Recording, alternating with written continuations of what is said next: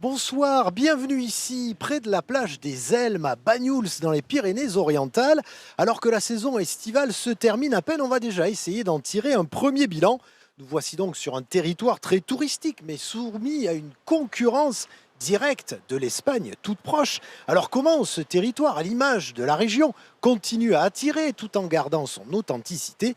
On va voir ça dans cette émission et avec nous pour débuter, Brice Sanac, bonsoir. Bonsoir et bienvenue. Nous sommes ici chez vous, vous présidez l'UMI 66, mais vous gérez donc cet hôtel des Elmes et son restaurant, la Litorine. Alors, est-ce que vous êtes satisfait de la fréquentation juillet-août ici sur la côte? Oui, la saison estivale, le gros de la saison estivale a été très bon. Comme vous le disiez dans votre introduction, elle n'est pas finie. On a encore quelques semaines à tirer, mais on peut être que très satisfait de cette saison où la fréquentation était là et puis le retour de notre clientèle étrangère est venu compléter notre fidèle clientèle française et régionale. Oui, c'est ça qui est marquant, c'est le retour de la clientèle étrangère, américaine notamment. Nous avons des Américains, nous avons eu beaucoup de Britanniques, beaucoup d'Allemands. Et puis les Hollandais un peu plus haut vers Argelès-sur-Mer. Donc vraiment, on est heureux de voir qu'il n'y a pas eu des envies d'évasion, de partir très loin et que la côte catalane, le Roussillon, l'Occitanie continuent à attirer la clientèle. Alors vous étiez venu nous voir dans le 1830 Oui, à tout à Toulouse et on avait parlé de cette question du personnel qui venait à manquer dans l'industrie de la restauration et de l'hôtellerie. Alors est-ce que vous avez trouvé suffisamment de bras et de cœur à l'ouvrage cet été? Non, ça a été compliqué. On a beaucoup d'établissements qui ont eu à fermer des services. Encore aujourd'hui à Perpignan, un établissement est obligé de fermer un jour supplémentaire par semaine. C'est vraiment le point noir de cette saison. La clientèle a répondu présente, mais on n'a pas eu les mains suffisantes pour la servir et la satisfaire à 100%. Alors recherche de fraîcheur, d'authenticité et de prix serré, ça a été le cocktail de l'été pour les touristes.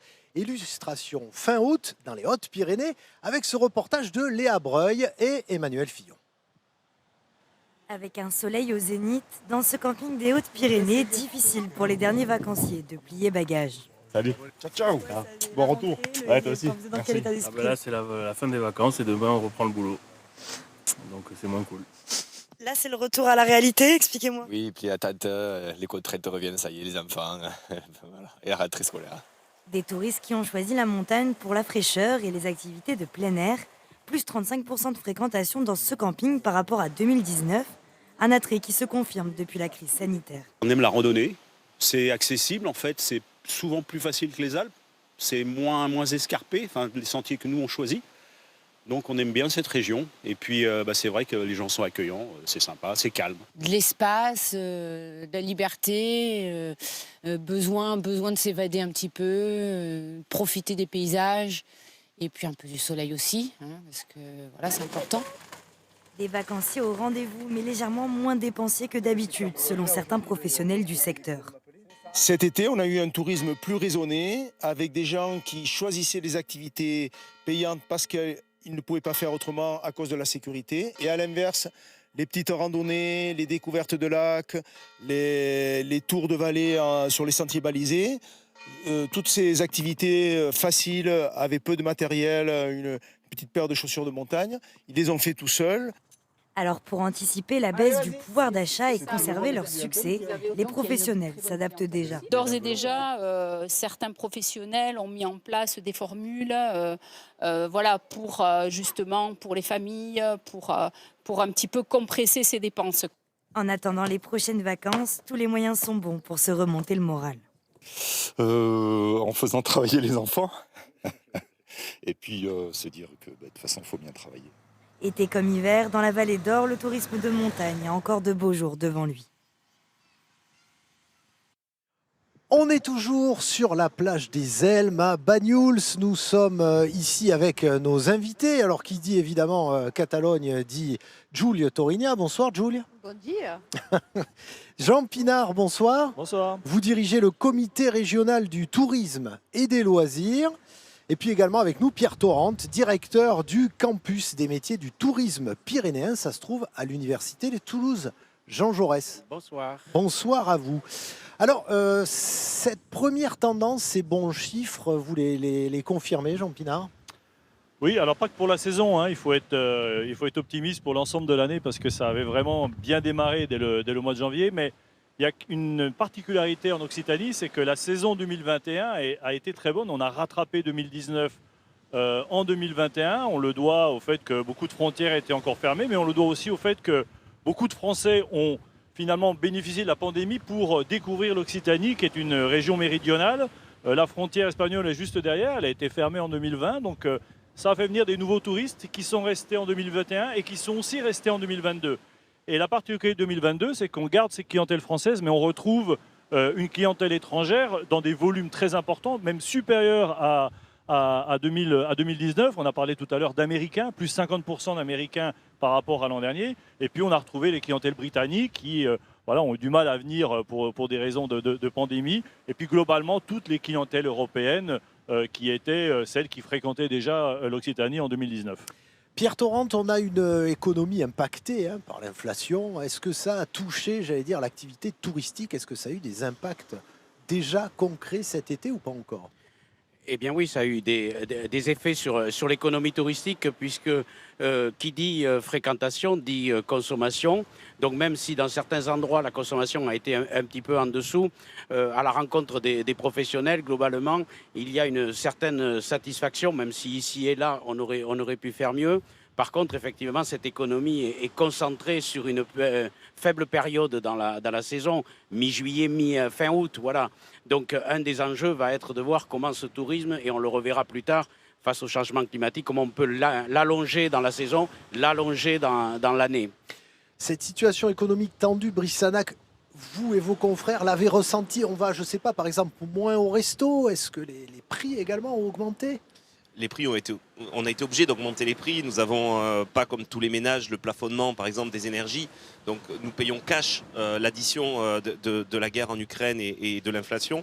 Donc forcément, il y a eu une augmentation des prix, il y a eu une augmentation du coût de la chambre, d'une augmentation du menu. Mais également, on a eu à subir l'impact climatique avec, par exemple, la disparition du service du midi sur le mois de juillet, au moment des fortes chaleurs, qui s'est un peu répercuté sur le service du soir, mais qui n'a malheureusement pas été suffisant pour compenser cette perte de clientèle du midi où elle a complètement disparu. Alors on l'a vu, retour de la clientèle étrangère, mais est-ce que cette situation économique n'a pas joué aussi en notre faveur, nous ici en Occitanie? Prix du carburant oblige, est-ce qu'on est peut-être parti moins loin et plus dans la région? Il est évident que on a réduit les kilomètres pour partir en vacances. Il est évident aussi que c'est une année un peu exceptionnelle parce que les gens se sont lâchés sur le tourisme. Il y avait quand même des perspectives de rentrée qui n'étaient pas super exceptionnelles. Donc on s'est lâché, on a dit voilà, on était encore dans le temps de l'insouciance. Je ne sais pas si l'insouciance a totalement disparu, mais c'était encore l'abondance. Voilà, c'était l'ancien monde, celui de l'insouciance. Donc il y a eu cette forme-là, mais on est juste derrière la voie ferrée là, qui dessert la gare de Banyuls et qui va jusqu'à Cerbère. Il y a aussi des vraies mutations dans la manière de partir en vacances. Le train, en Occitanie, a toute sa place et on travaille beaucoup cette mobilité accessible à tous. On va en parler justement. Alors, Jules, quel est le bilan de cette saison touristique de l'autre côté de la frontière, juste là-bas? Il est très positif pour les professionnels du secteur. On le prévoyait et ça s'est confirmé, c'est bien le retour du tourisme de masse. Les chiffres sont similaires à l'avant-Covid. Cet été, le taux d'occupation se situe autour des 85% en Catalogne. Et dans certaines zones, comme par exemple la Costa Brava catalane, en août, on a dépassé les records de 2019. Et c'est aussi, vous le disiez, le retour des clients étrangers, notamment des Américains, des Britanniques, des Français. Ils représentent quand même 80% des touristes à Barcelone, qui reste la destination préférée de la Catalogne. Alors, rien n'a changé ou pas? Alors, il y a quand même eu des changements. La principale évolution, c'est celle des prix. Une nuit d'hôtel coûte 25% de plus que l'été dernier en Catalogne. C'est aussi la région où les tarifs ont le plus augmenté en Espagne. Mais ça n'a pas eu d'impact, on l'a vu, sur l'affluence. Les professionnels du secteur ont aussi constaté davantage de réservations de dernière minute. Depuis la crise sanitaire, on continue à avoir du mal à se projeter. Et cet attentisme contribue, lui aussi, à augmenter les prix. Comment on résiste à cette offre ibérique, Pierre Torrent? On tient le coup ici en Occitanie? Oui, alors je pense que mes voisins sont spécialistes, mais ce qu'il faut regarder, pour tenir le coup, je pense qu'on est à la fin d'un cycle.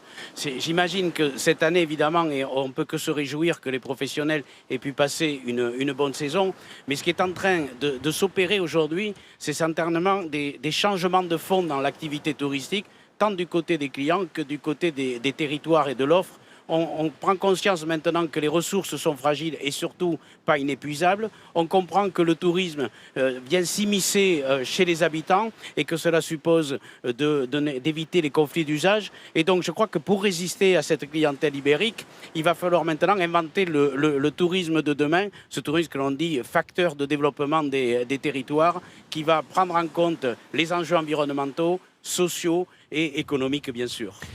On en parlait, Brice Sanac, il a fait très très chaud ici cet été avec un vent de sud qui venait balayer la plage l'après-midi. Est-ce qu'il va falloir vraiment répondre à ce réchauffement climatique, y compris dans la proposition directe que vous faites aux clients?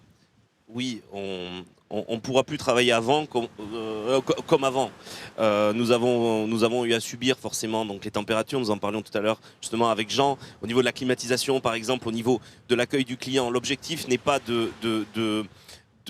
d'avoir une offre moins bonne qu'elle était. L'objectif est d'avoir une offre plus adaptée et parce que le client est en demande également de tourisme, alors expérientiel sur beaucoup de choses, mais aussi d'un tourisme plus respectueux du monde qui l'entoure. Le visiteur n'a pas envie d'arriver et d'imposer sa personne. Le visiteur a envie de venir et de respecter les lieux, de respecter cette plage, de respecter ces paysages et de respecter ce territoire. Donc nos établissements sont en train d'évoluer, sont en train de se réinventer pour être plus respectueux de l'environnement. On est sur des établissements, mon hôtel il a été construit par mon grand-père dans les années 60. Et ben, on l'a fait évoluer pour qu'il ait un impact mineur sur son environnement, mais aussi pour qu'il puisse proposer beaucoup plus d'offres, des offres peut-être en intérieur au moment où les canicules sont trop fortes, des offres plus diversifiées pour satisfaire le client.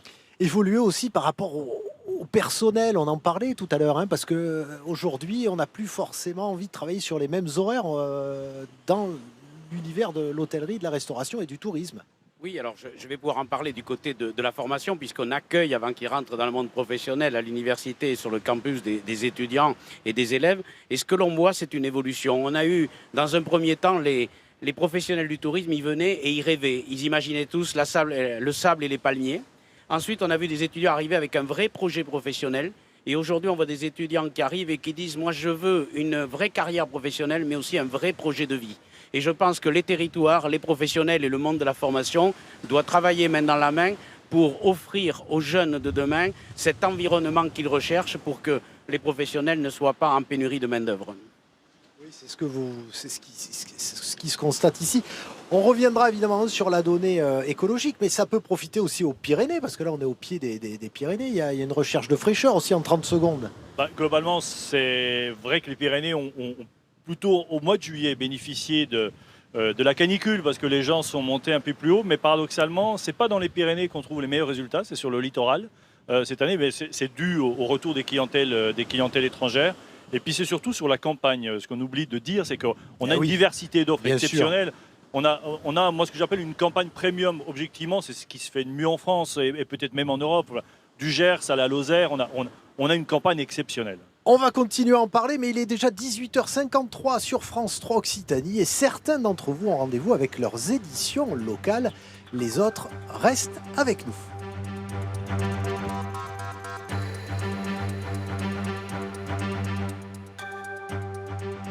Et on se retrouve toujours sur cette plage des Elmes à Banyuls, dans les Pyrénées-Orientales.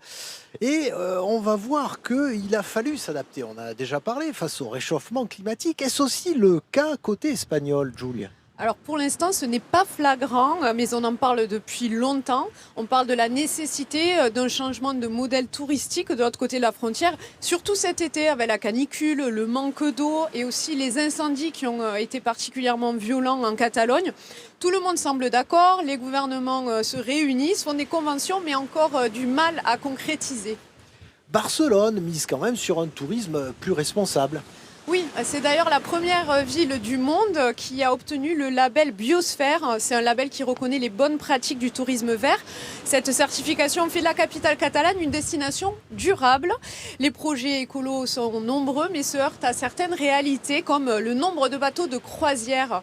La ville en a accueilli autant cet été qu'avant la pandémie. Et le port de Barcelone reste le plus pollué d'Europe. Alors la maire de Barcelone, Ada Colau, veut réduire leur nombre depuis des années, mais pour l'instant, les négociations entre les différents secteurs n'avancent pas. Alors de son côté, le gouvernement catalan prévoit, lui, un impôt sur les émissions de ces bateaux de croisière, une taxe qui devrait entrer en vigueur l'année prochaine. Merci, Jules. Jean Pinard, comment pratiquer un tourisme plus vertueux à l'échelle de notre région qui, vous le disiez, nous on a la campagne, on a la montagne, on a le littoral. C'est compliqué parce que vous savez, ce qui ne va pas dans le tourisme, en tout cas ce qu'on a découvert selon une étude de l'ADEME, on appelle ça en termes techniques les externalités. En fait, c'est la part de production de gaz à effet de serre de l'économie touristique. Et cette part de production de gaz à effet de serre, ce sont des transports, essentiellement des transports. Donc il faut qu'on réduise notre impact sur les transports. Le problème, c'est que le tourisme sans voyage, donc sans transport, ça ne marche pas. Oui. Et ce qu'on a essayé de faire avec le soutien de la région Occitanie, c'est de miser sur le train et de faire en sorte que des gens qui arrivent en avion en Occitanie, il y a beaucoup d'aéroports en Occitanie, ou des gens qui arrivent en voiture, une fois qu'ils sont arrivés, posent la voiture et prennent le train. Voilà. On travaille avec... moi, j'ai un rendez-vous demain avec un tour opérateur hollandais qui dit, voilà, moi j'ai envie de remettre des trains de nuit pour envoyer des visiteurs hollandais et belges en train de nuit jusqu'à Cerbère, parce qu'après la voie change, le train ne peut pas continuer, mais il y avait des trains de nuit ici, il n'y a encore pas si longtemps. Narbonne était la station, la gare la plus importante où les trains autocouchés arrivaient. Il faut revenir à ces pratiques-là. Le train 1 euro y contribue, et puis on lance cette année l'Occitanie Rail Tour qui doit permettre aux visiteurs de visiter toute l'Occitanie en train, et donc de limiter leur empreinte carbone. Pierre Torrent, c'est pris en compte, ça aussi, dans la formation des futurs acteurs du tourisme, cette évolution? Eh bien oui, alors effectivement, il faut aller sur le terrain de la mobilité, comme vient de le dire Jean, mais il y a plus largement à penser sans doute une nouvelle organisation du tourisme. Jusqu'à présent, en fait, le touriste vient sur un territoire quand il veut. Il décide, il réserve sur Internet, il appelle une agence de voyage, il passe par le CRT, enfin, etc. Il appelle le prestataire. Et on voit bien qu'aujourd'hui, on comprend que le touriste, quand il arrive sur le territoire, j'allais dire, c'est le début des ennuis. Parce qu'il va occuper de l'espace, parce qu'il va générer des déchets, parce qu'il peut faire du bruit, voilà, mais c'est bien en même temps. Et donc, je pense qu'on le voit, les calanques, par exemple, à Marseille, ont expérimenté certaines solutions. Peut-être que demain, et on essaye d'y travailler, est-ce que le touriste viendra quand il veut, ou est-ce qu'il viendra quand le territoire peut l'accueillir? Et peut-être ce qui est présenté comme un interdit aujourd'hui, vous ne pouvez pas venir parce qu'il y a trop de monde, peut devenir une plus-value pour le produit. Et c'est ce cycle-là et ce process-là que nous sommes en train de travailler avec les professionnels, les équipes de recherche et les étudiants, bien sûr. Alors le tourisme plus vertueux, c'est aussi quand on peut partir un peu en dehors de la période. Ça continue là l'activité pour vous, Brice Sanac? Oui, et tout ce qu'on dit précédemment, en fait... nous, les acteurs du tourisme, on a envie de l'avoir en fait, parce qu'on veut travailler sur un tourisme 4 saisons. Aujourd'hui, à Bagnols-sur-Mer, il fait beau jusqu'au 10-15 novembre. Après, on risque d'avoir un peu plus froid, mais il y a d'autres choses à faire. La vigne est belle à chaque saison. Ici, la mer est belle à chaque saison. Et donc, il est vrai qu'il y a toujours une frustration dans nos métiers d'avoir à partir du 15 juillet jusqu'au 15 août tellement de monde qu'on ne peut pas satisfaire tout le monde. D'avoir également du coup recours à du travail saisonnier qui ne satisfait pas forcément nos collaborateurs parce que c'est sur une petite durée. Des périodes plus courtes. Maintenant, c'est à partir du 15 août, c'est quasiment... Absolument. Ouais. Et donc, en fait, on a tout à gagner à élargir les ailes de saison, à convaincre nos visiteurs que la moyenne saison, c'est-à-dire le mois de septembre, le mois d'octobre, le mois de novembre ou plutôt le mois d'avril-mai, ont tous leurs avantages, sont moins chers. Et pour nous, pour l'aménagement du territoire, c'est très important de pouvoir pérenniser des contrats, d'avoir des contrats à l'année, des CDI et de pouvoir être un peu plus sexy pour nos futurs collaborateurs. Merci en tout cas à vous trois de nous avoir apporté vos expériences, vos expertises, de nous avoir fait faire finalement le tour de la région. Merci Jules. Gracias. À la semaine prochaine, en studio cette fois-ci. Merci à l'ensemble des équipes techniques qui ont permis la réussite de cette émission et qui vous ont fait découvrir l'endroit, évidemment. On se retrouve demain en studio à Toulouse. On recevra les patrons d'une maison d'édition gersoise, Tristram, qui a fait un carton pour cette rentrée littéraire. D'ici là, votre météo, suivi de vos éditions régionales. Bonne soirée sur France 3.